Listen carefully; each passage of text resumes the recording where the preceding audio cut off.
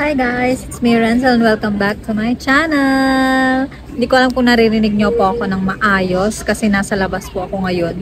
Lumabas lang talaga ako para mag-shoot ng video na ito. Opo.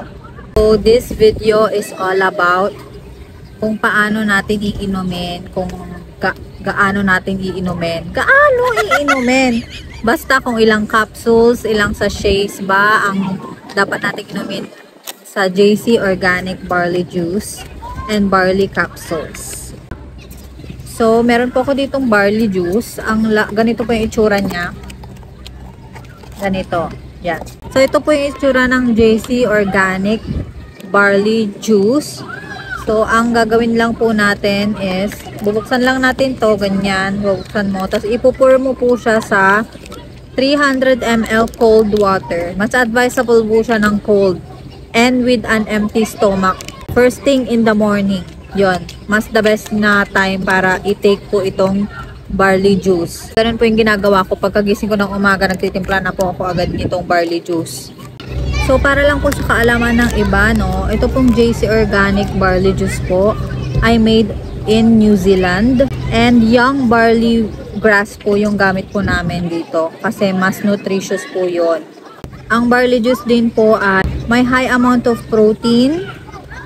It is also rich in live enzymes and easily digested po ito since juice nga siya, titimplahin mo lang siya. And powerful antioxidant din po siya. So, anti-wrinkles, anti-tanda. Ay, anti-tanda! Basta, magiging young looking po kayo pagka uminom po kayo ng barley juice. And aside from that, marami po siyang health benefits, especially dun sa may mga diabetes, may mga high blood. Disclaimer lang po ang barley juice po ay hindi supplement. Ito po ay whole food concentrate lamang po. So mag-consult pa rin po kayo sa inyong mga doctors sa pag-inom po nitong barley juice if ever you have sakit. So ayun nga, ang dami ko nang nasabi. So direct to the point na po tayo. So pag tinitake nyo lang po yung barley juice as a maintenance, ang dosage po nito ay 1 to 2 sachets per day.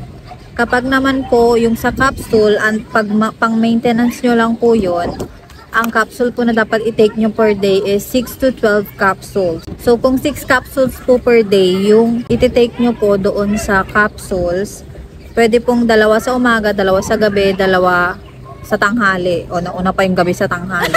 Basta ganun, 2-2-2 para mabuo nyo po yung 6 capsules per day. Pag pang maintenance lang po, okay? Pag pang maintenance. Kapag naman po yung case ninyo ay therapeutic, from minor to moderate symptoms po kayo, like for example, may gout kayo, may asthma, may arthritis, yan. Dapat po ang tinitake ninyong sachet ay 2 to 4 sachets po per day kapag may mga ganun po kayong karamdaman.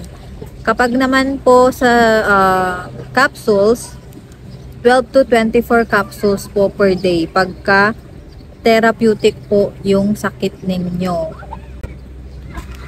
And lastly po, kapag chronic naman po yung sakit ninyo or para na kayong bedridden, ganyan, sa sachet po, ang kailangan nyo pong inumin ay 4 to 6 sachets. And kapag capsules naman po, 24 to 36 capsules or mas marami pa po doon. Huwag po kayong mag-alala, wala pong overdose pagka uminom po kayo nito. Kasi po, organic po siya, wala siyang kahit ano. Pero disclaimer po ulit, gaya po ng sinabi ko kanina, mag-consult pa rin po kayo sa inyong mga doctors kung i-allow po nila kayo. Kasi po, gaya po ng sinabi ko, ang barley juice po ay hindi supplement. So, ayun lang po guys. Kung may gusto pa po kayong malaman about sa barley, please comment down below. Ay, for the comment down below. Ay. Pero seryoso po, kung may gusto pa po kayong malaman regarding sa barley, just comment down below para po magawan ko po ng video. So, ayun po. Thank you for watching. Spread love. Bye!